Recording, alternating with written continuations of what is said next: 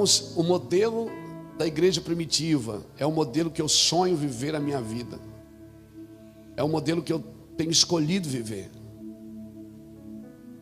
onde o coração de todos era um. Eles se moviam para um propósito. Dentre eles não havia necessidade alguma. Não havia necessidade. Quando você anda no propósito de Deus, todo mundo que está do seu lado é abençoado. Não há necessidade. Amém? Não há necessidade. Quando você anda no propósito de Deus, não há necessidade. Deixa eu explicar uma coisa para você. Qual era o propósito de Deus? Isaac ou Ismael? Era o quê? Isaac. Agora Deus deixou de abençoar Ismael?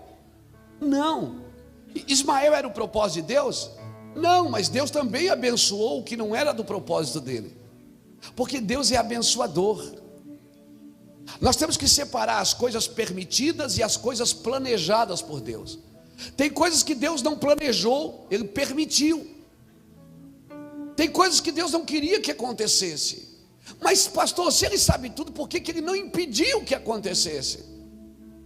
Porque Deus nos deu uma coisa que custou muito caro para o céu, chamado livre-arbítrio. Você é dono das suas escolhas. Você decide até onde você vai com Deus. O propósito de Deus, irmãos, Ele por si só, Ele caminha. O propósito de Deus era Isaac, não era Ismael. Mas quando Ismael nasceu, Deus também fez de Ismael uma grande nação. Deus falou: eu também vou fazer de você grande nação. Porque Deus também abençoa o que Ele não planejou. Então bênção não é sinal que você está andando no propósito.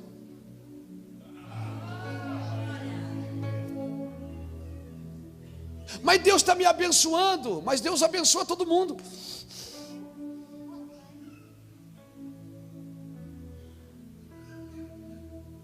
Bênção é sinal de misericórdia, não é de propósito. Espera aí, pastor, então eu não vou para a igreja para ser abençoado? Não, é para descobrir o seu propósito. E depois que eu descubro, Deus não precisa mais te abençoar. Não, é você que abençoa os outros.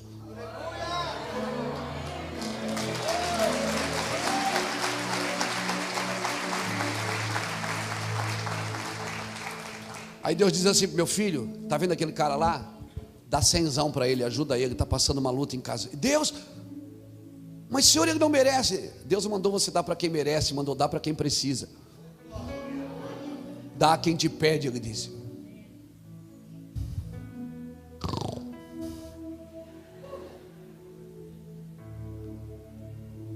Então, mas Deus está me abençoando, eu ganhei isso, ganhei aquilo. Não é sinal de que você está no propósito, é sinal que você está na misericórdia de Deus.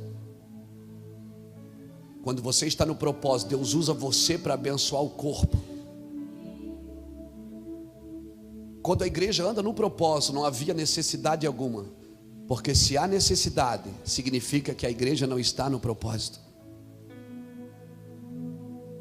Numa igreja ninguém pode passar fome. Numa igreja ninguém pode ter necessidades. Perto de você todo mundo tem que viver bem. Se você é patrão, seus empregados têm que ser prósperos. Se você é empregado, seu patrão tem que ser muito abençoado. Perto de você não pode ter necessidades. Por quê? Porque se você anda no propósito, você vai virar um provedor. A Bíblia diz que Deus dá pão para o que come, mas dá semente para o que? Você quer o pão ou quer a semente?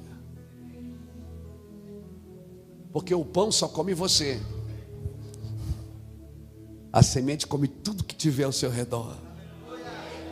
Aleluia.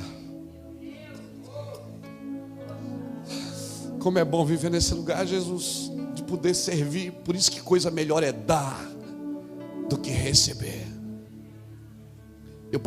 Eu pratico 5 ofertas na minha vida.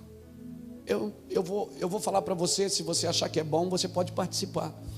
Se você achar que não, só joga fora. Isso é uma coisa que Deus me ensinou, e eu pratico e ensino meus pastores. Eu dou o dízimo. Mas eu já paguei o dízimo. O dízimo você não paga. O dízimo é só uma porta aberta que Deus deixa sempre. Você sabia que Adão dizimava? Deus disse: coma de todas as árvores, menos daquela. A teologia chama isso da doutrina da primeira menção. Toda vez que a Bíblia fala uma coisa pela primeira vez, estabelece um princípio. Adão não podia tocar naquilo. Quando Deus estabeleceu o dízimo, Ele não disse que você tem que dar 10%, Ele disse que você tem que dar a partir de 10%. O dízimo é só uma ideia para você começar, não é para você terminar. Ei, aleluia. E o Senhor está dizendo assim, ó, se a nossa justiça não sobressaía dos fariseus, então se o fariseu dá 10, eu dou 11 só para não ficar igual. Eu oferto na igreja também, a minha segunda oferta, oferto nas obras de Deus. Eu primicio, eu sempre abençoo um sacerdote, alguém que está fazendo a obra de Deus. Eu dou esmolas. Você vai no meu carro agora, você assusta, tem um monte de nota de R$2, de R$5 do lado do console do meu carro. Todo mundo que bate na minha janela estende a mão, eu pego na mão e diz. Hoje eu ainda peguei um, cantei uma musiquinha para ele.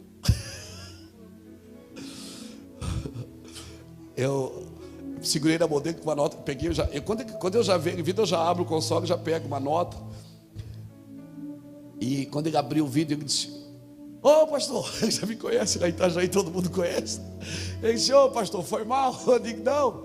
Aí eu peguei na mão dele assim e disse assim: meu amigo, hoje tu tens a escolha, vida ou morte, qual vais aceitar? Ele disse: ô pastor, eu quero ir para Luiz Alves, eu quero ir para o centro. Eu nem terminei a música. Pastor, o senhor dá, mas ele vai usar droga.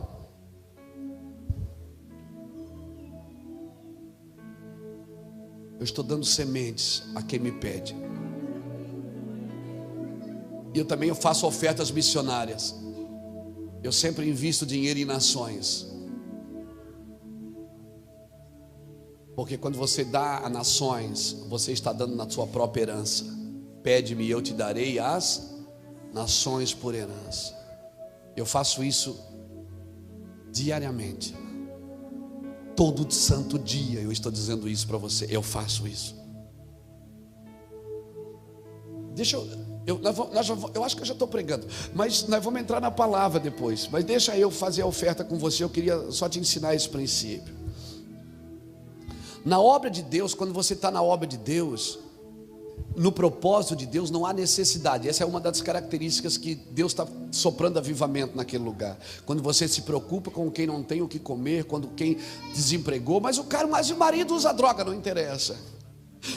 Não interessa, cara. Pelo amor de Deus, acorda aí. Mas você não tem que ajudar os outros por causa deles, tem que ajudar por causa de você. Deus não trabalha por necessidade, Ele trabalha por propósito. Havia uma necessidade no mundo de enviar Jesus, mas Ele enviou porque amou o mundo de tal maneira. Não importa o que a pessoa, não importa. Amém? Você tem que dar. Nós temos um restaurante que dá comida para morador de rua lá em Itajaí. Todo dia almoça 50 a 70 moradores de rua. Um dia eu estava sentado lá eu sempre vou lá, dou uma palavra de vez em quando, como com eles. Aí um dia ele disse assim para mim: ô pastor, posso fazer uma pergunta para o senhor? Eu digo: pode. Por que você dá comida para nós? Eu digo: vocês precisam comer, ué.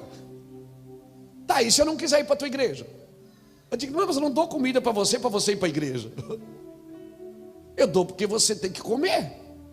Ele disse: pensa que eu não sei. Vocês querem levar a gente para a igreja? Eu digo: não. Eu quero que você vá para o céu, para a eternidade. Ele diz: pastor, e se eu não quiser mudar? Posso vir aqui todo dia comer? Se eu disser para o senhor assim: eu não quero ser transformado, eu quero ficar na rua, quero cheirar cocaína, mas eu posso vir aqui comer do mesmo jeito? Eu digo: pode. Ele diz: então o senhor está perdendo tempo. Eu digo: não, filho. Se o que eu estou fazendo não está transformando você, pelo menos está transformando a mim. Está me ensinando a ser melhor para Deus.